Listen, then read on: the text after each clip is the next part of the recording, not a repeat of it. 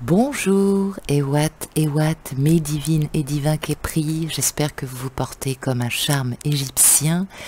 Nous nous retrouvons pour le tirage prophétique du matin, lundi 14 juin. Installez-vous dans mon temple et prenez place, je vous en prie. J'espère que vous voici maintenant confortablement installés. Je vais passer un petit peu d'encens, je sais pas, je le sens ainsi. Et nous allons pouvoir bien sûr commencer.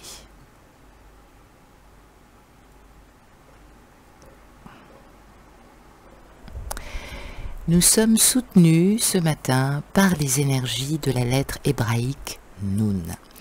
La lettre Nun, je ne sais pas si vous pouvez le distinguer de bon matin, mais elle peut avoir effectivement le sens de serpent comme de poisson. Je ne sais pas si vous voyez, on voit la queue du poisson comme ça qui émerge au-dessus de l'eau.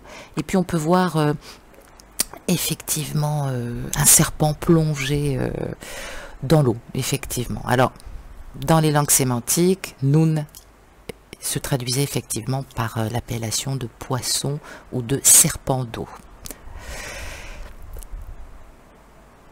Et évidemment, parce que ça me vient maintenant, j'allais dire à tête reposée, c'est pas étonnant parce que la lettre qui suit, même en hébreu, veut dire les eaux. Donc vous voyez.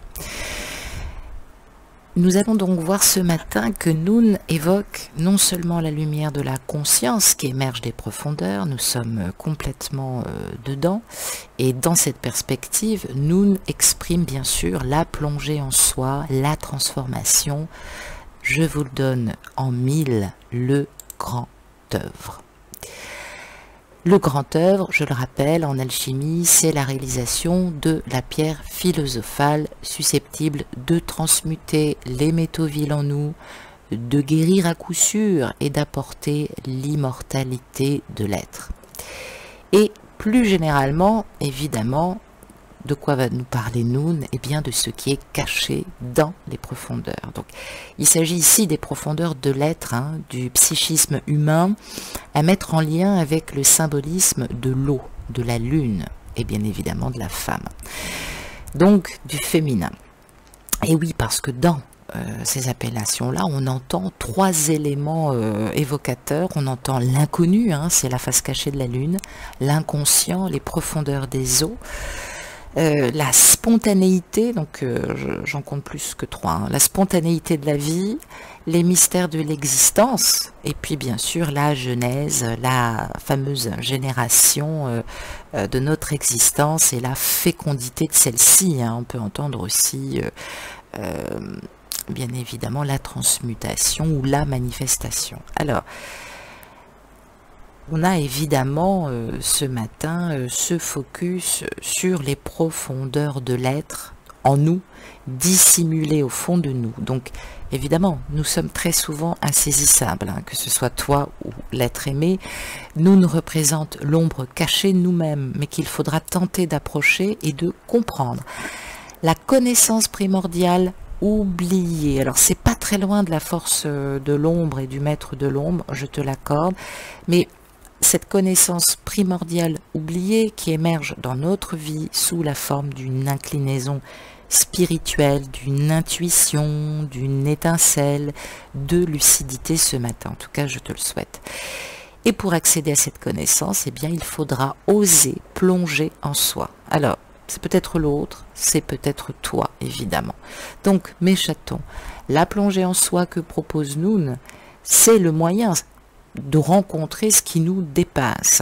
Il y a une correspondance, évidemment, tu l'auras compris, entre le haut et le bas, entre le ciel et la terre, entre la matière et l'esprit, dans cette lettre. Ce qui est en bas est comme ce qui est en haut. Donc, autrement dit, l'être humain contient, au fond de ses entrailles, la clé de l'universel, car il a été créé à l'image du divin architecte Ptah. Donc, utiliser cette clé et s'unir au tout, holos. Donc cherchez là mes Képris et réalisez ce qui vous tient à cœur, c'est-à-dire vous-même. Ne vous préoccupez pas de l'autre, croyez en moi sur parole, occupez-vous de vous si je puis dire. Regardons à présent une carte sur l'individuation personnelle, justement. Hein. J'ai brassé quelques cartes de différents oracles précisément, et je retourne la carte avec toi. Les amis.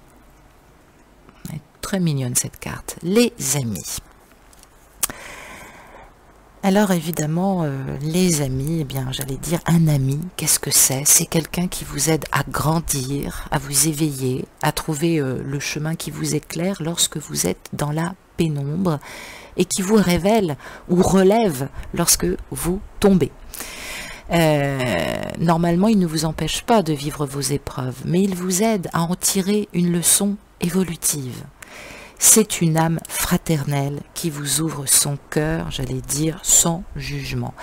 L'amour, comme l'amitié, peuvent se vivre avec un attachement possessif ou au niveau de l'amour inconditionnel. Donc tu as le choix.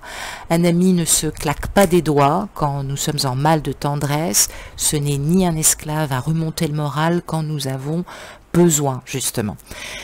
Quand vous êtes ou vous démarrez une voie spirituelle, les amis sont le meilleur moyen de vérifier si vous évoluez ou non. L'ami est toujours une partie de l'iceberg en vous. Si ce n'est pas le cas, alors vous avez peut-être juste un karma négatif, un effet miroir à travailler, hein, que ce soit vous qui apportez des solutions pour l'autre, que ce soit l'autre, évidemment, qui va vous aider à abandonner un comportement. Si au contraire votre amitié est profonde et qu'elle est indépendante psychiquement l'un de l'autre, alors vous ascensionnez ensemble sur le chemin de vie et de l'expérience de la vie. L'amour inconditionnel pour l'être aimé est semblable dans l'union sacrée, c'est-à-dire que vous évoluez sur les différents plans de conscience, évidemment ensemble, et dans l'absolu, il est essentiel d'apprendre à ne pas s'attacher. Qu'est-ce que c'est que l'attachement? Je le rappelle, c'est le désir et la possession, voire même le désir de posséder, hein, n'ayons pas peur des mots. Donc les amis, comme l'amour, sont des passages, je dirais, à mûrir. Le chercheur de lumière, lorsqu'il ascensionne, vous avez remarqué, souvent perd des amis.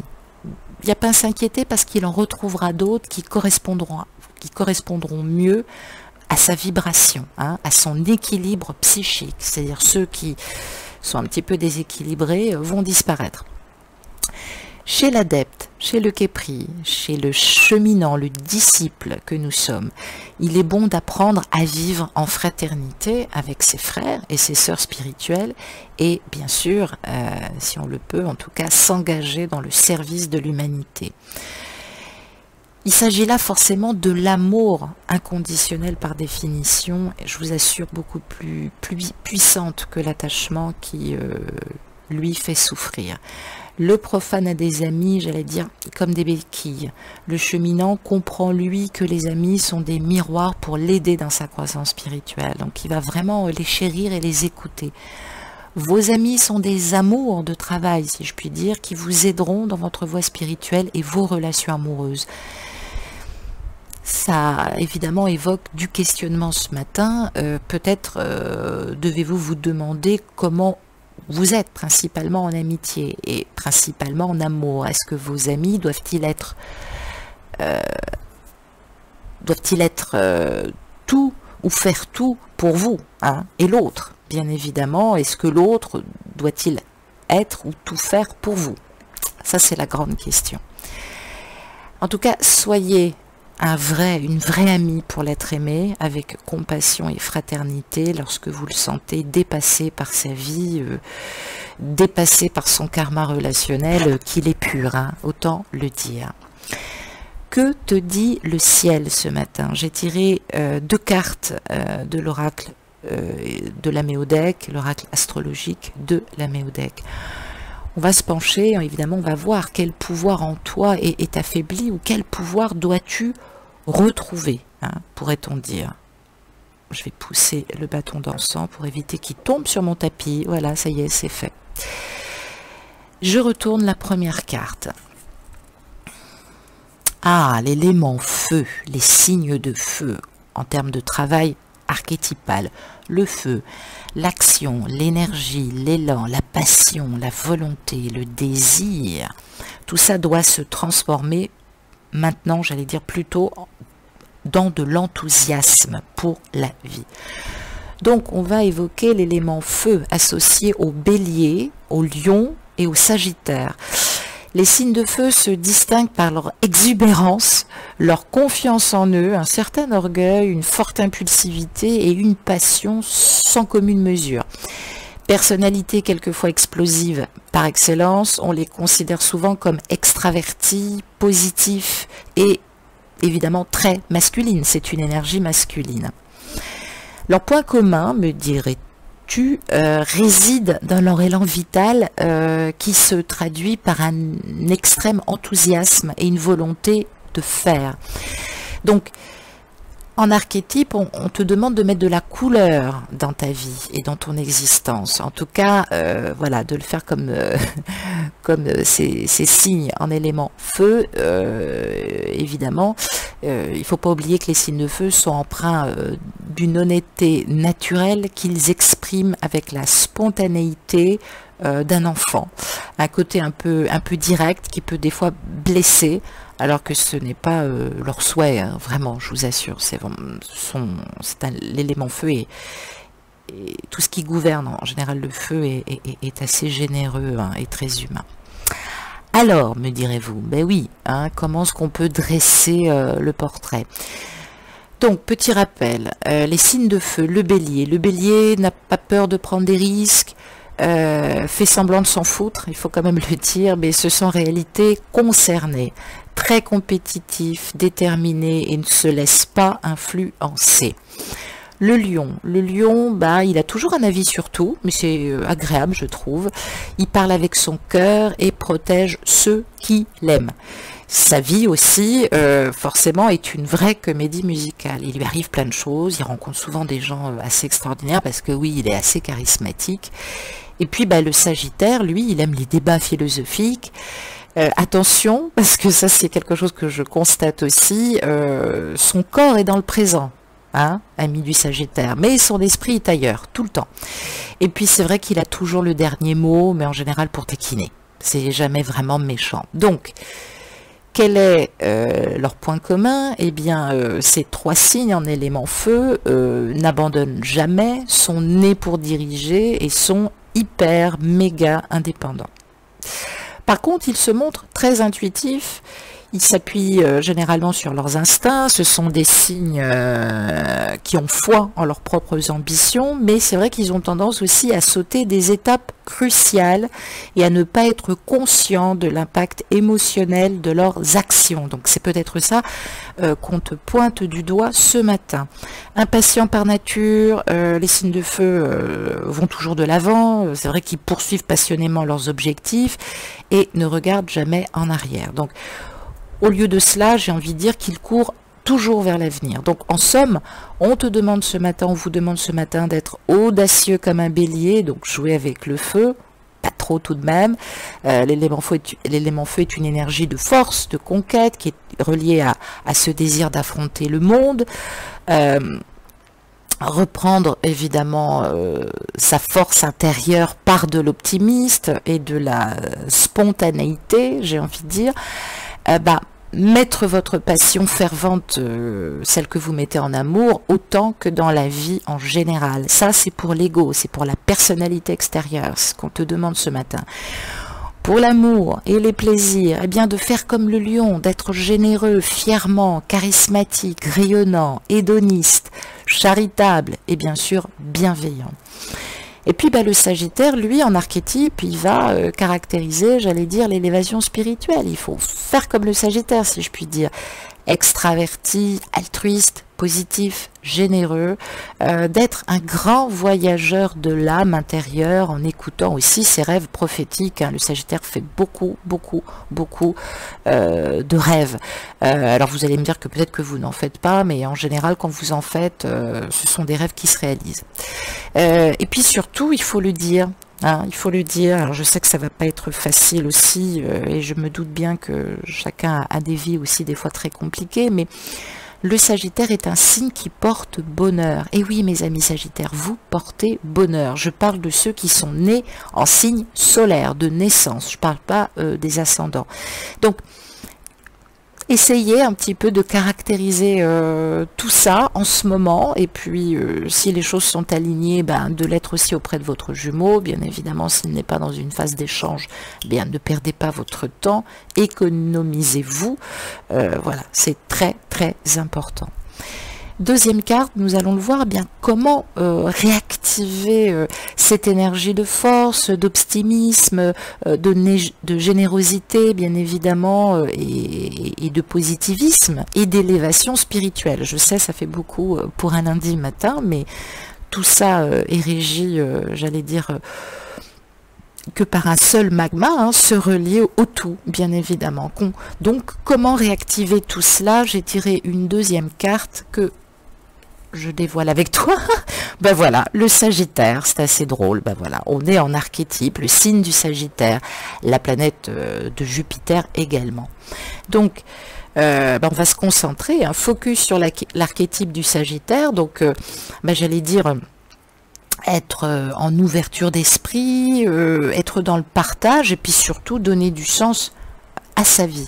Donc, tout ça nous fait travailler en archétype un côté nomade, celui qui n'attend rien, je sais, et qui veut tout pourtant, parce que le Sagittaire est assez comme ça, mais un étudiant curieux, ouvert, un philosophe qui court vers un idéal. Donc, développer sa disposition pour la vie intérieure et spirituelle, rester dans l'espoir, rester juste, poursuivre son idéal, faire de sa croyance spirituelle un idéal. Hein. C'est un petit peu aussi ce qu'on est en train de te dire, parce que les concepts clés ici présents dans cette carte, ben, c'est équilibrer son inspiration et son impatience, se diriger vers un idéal de connaissance, de vie, de foi, croire en toute opportunité, surveiller les moyens et les fins employés aussi, hein, vis-à-vis de l'autre, et vis-à-vis de toutes tes relations, et puis par rapport aussi à toi-même. Se tenir sur ses gardes aussi, hein, parce que sur la force d'optimisme, il faut prendre conscience que c'est un don d'énergie, mais qui doit être placé dans la créativité, hein, ne pas la gaspiller et ne pas sombrer dans l'auto-indulgence, hein, c'est-à-dire un gonflement massif de l'ego, travailler l'humilité et la tolérance. Donc, qu'est-ce que doit lâcher cette personne, ou que dois-tu lâcher, ou dois-tu te diriger, ou doit-elle se diriger à présent? J'ai tiré bien sûr une carte d'Ho'oponopono, et nous allons voir tout de suite la couleur du message ce matin. Je tire la carte. Merci, thank you.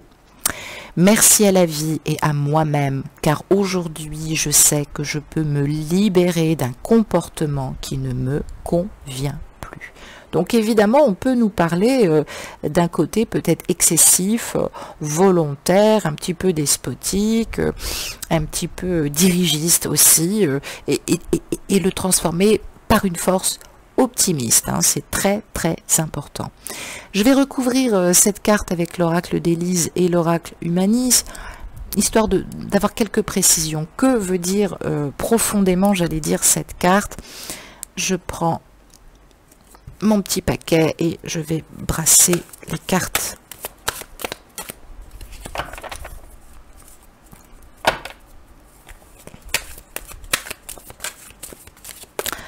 Merci à la vie. Hein. Quel est le comportement? De quoi dois-tu te libérer plus précisément, hein?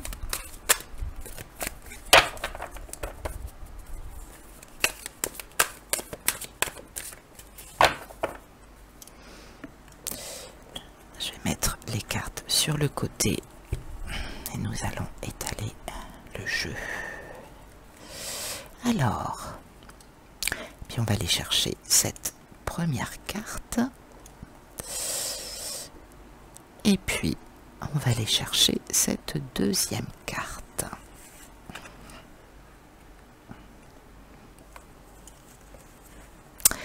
Allez, qu'est-ce qu'on a au dos, au deck? Je ne sais pas si tu vois, nous avons la séparation. Alors, ça peut être en nous-mêmes, hein, ce qu'on appelle une séparation, ou évidemment la séparation. Peut-être que l'autre est au cœur d'une séparation, peut-être que tu y songes en ce moment. Je dévoile les cartes avec toi. Mais je crois que, merci les guides, je crois que vraiment là, on a une réponse très claire. On te demande, je crois que je vais pas pouvoir ajouter grand-chose, hein, on te demande d'accepter s'il y a une espèce de fracture, d'éloignement et de distance pour le moment. C'est aussi parce que les énergies mutent et changent, je l'ai dit, à partir du 10 octobre. Donc ça nous parle encore de la configuration justement et de la régression de Pluton. On a Mercure aussi qui rétrograde. Bah, d'ailleurs, nous sommes le 14 aujourd'hui, donc ça devrait un petit peu se calmer. Mais on a des énergies de préparation, hein. On voit cet escargot d'ailleurs, hein, qui peut nous faire penser justement à l'individuation de l'être, hein. Quel est son chemin? Où va-t-on? Qui est-on? Qui suis-je, pourrait-on dire, hein. Donc les énergies sont transformatrices. Il y a évidemment des choses, hein, qui sont encore inavouées, peut-être que tu perçois à tort, peut-être aussi en éléments de cachotterie, hein, puisque nous avons Noun, donc essaye de garder ta lucidité, n'essaye pas de t'imaginer qu'on te cache des choses pour te manipuler, on jette peut-être un voile pour le moment parce que soi-même on ne sait pas réellement en parler, et puis bon, si on est aux prises dans une énergie tierce, ben, les reproches font qu'on a beaucoup de mal, de crainte d'avoir encore quelques critiques, mais il semblerait que l'automne, et je l'ai dit, hein, le 10 octobre, va être des énergies de transformation très importantes, en bien comme en mal, pour certains et certaines, hein, il y en a évidemment. Alors, je dis pas qu'il va t'arriver quelque chose, je dis que même si toi, tu peux te réjouir d'une vraie transformation et peut-être d'une séparation d'énergie tierce, l'autre peut-être le vit comme un bouleversement. Donc, sois patiente, hein, sois patiente, c'est hyper important. J'ai quand même envie de regarder, justement, eh oui, bouclier. Donc voilà, c'est ce que, voilà, ben merci les guides, bouclier. Protège-toi, au moins jusqu'au 10 octobre. Je sais, ça fait long, mais protège-toi. Évite d'avoir peur, évite d'être agacé, évite d'être une éponge. Ouvre-toi à l'extérieur, chemine, développe ce que tu es, ce que tu dois poser dans la matière, justement. Sois ton propre parent, prends soin de toi, hein, c'est très important. Il y a des fluctuations au niveau énergétique en ce moment, il faut quand même le dire. J'ai tiré également 2 cartes de l'oracle du grand amour. Et je les dévoile avec toi. Eh oui, nous avons la trahison, on est encore dans ces énergies. Et nous avons le couple. Eh oui. Donc, pardon. Donc, je ne suis pas étonnée. On a, contrairement à ce que tu pourrais penser, on a ici devant nous un côté quand même évolutif. On a le 3 du 39, justement, qui est assez révélateur de la futilité. Il y a peut-être quelque chose qui sort au grand jour, ou qui est sorti déjà au grand jour. On peut nous parler aussi de petits mensonges, peut-être aussi de comportements, de masques, qui ont été créés forcément sur un terrain peu propice à la confiance. Et je peux te comprendre, et je peux comprendre aussi l'autre, qui le vit aussi par retour de rétribution karmique dans son couple. On voit cette personne qui monte et on voit le barreau de l'échelle sur lequel cette personne comptait craquer. Donc forcément, on est probablement, ou l'autre, l'être aimé est peut-être probablement dans une situation de vulnérabilité en ce moment, contrairement à ce que tu crois. On a quand même, avec cette carte du couple, la solidité du lien, hein, qui est peut-être mis à l'épreuve, évidemment. On parle de trahison, qui remet tout en cause. On parle, je l'ai dit, de faiblesse. Peut-être que tout est réparable, hein, c'est peut-être ce que l'autre est en train de traiter dans son énergie tierce. Mais en tout cas, le message, il est simple. Garder confiance en soi aide à progresser malgré tout. Et j'ai envie de te dire, mon beau, ma belle, et à pardonner. Ben oui, pardonner, c'est important. on a cette carte du couple, l'union, donc peut-être qu'on est dans cette dualité, hein, je l'ai dit aussi, hein, d'être attiré par quelqu'un d'autre, de ne pas respecter le couple, et pourtant on est dans un quotidien qu'on ne supporte plus et la peur de voir changer justement l'ordre des choses. Alors il va falloir ramener de la paix ici, hein, le bleu et le rose qui est évoqué dans cette carte nous le dit, hein. Donc il y a un travail du couple à faire précisément, et ça va passer forcément dans un temps, hein. On me parle de durée ici, il y a une notion de temps. Alors le temps est toujours très relatif, hein, mais en tout cas on sent que il y a un temps, il va falloir un certain temps. C'est relié aussi au mouvement, à la création, au changement d'énergie, hein. Donc on peut parler d'une situation qui va durer un petit peu, peut-être aussi parce qu'on gaspille son temps, peut-être à récupérer des choses qui ne sont pas récupérables. Mais voilà, pendant ce temps, toi, utilise le temps à des fins créatrices, hein. C'est hyper important. N'oublie pas qu'il y a, avec ce rose et ce bleu, la présence d'un réel coup de foudre, hein. L'ange de l'amour est là. Attention de ne pas garder les yeux bandés. Il y a quand même un sentiment fort, on est au cœur d'une situation forte, faite de passion, je l'entends bien, mais essaye de mettre de la douceur dans tout ça. Permets-toi d'avancer, permets-toi aussi de croire dans cet amour. Moi je pense que cet amour peut durer, mais peut-être que cette personne, l'être aimé, vit un sale quart d'heure pour le moment, parce que oui, elle a fauté, parce que oui, voilà, on l'a découvert ou on le sait, voilà, autant évidemment te le dire. Voilà, j'allais dire. C'est tout pour aujourd'hui. Voilà, n'hésitez pas à vous abonner, liker, partager ces vidéos si cela peut accompagner quelqu'un qui a besoin de réponses. N'oubliez pas la petite cloche pour être prévenu en temps et en heure. Je vous remercie, gratitude à vos j'aime et abonnements, bien évidemment, pour t'accompagner sur cette période de transformation. Je te mets à disposition deux méditations guidées égyptiennes, l'une avec Horus pour les buts de la vie et Isis pour l'ouverture du cœur, hein. Il ne faut pas qu'il soit trop ouvert aussi ce cœur. Tu réserves ta méditation au prix de 33 € chacune ou 66 € pour les deux. Avec mon lien PayPal dans les commentaires, tu me précises évidemment dans les commentaires de paiement sur PayPal ton choix. Tu m'envoies un mail à mon adresse Gmail dans la barre d'infos et je t'envoie bien sûr le lien téléchargement du ou des podcasts compatibles Android à écouter justement partout. Voilà, je te souhaite une très belle journée. Netmob, soyez en paix. À bientôt.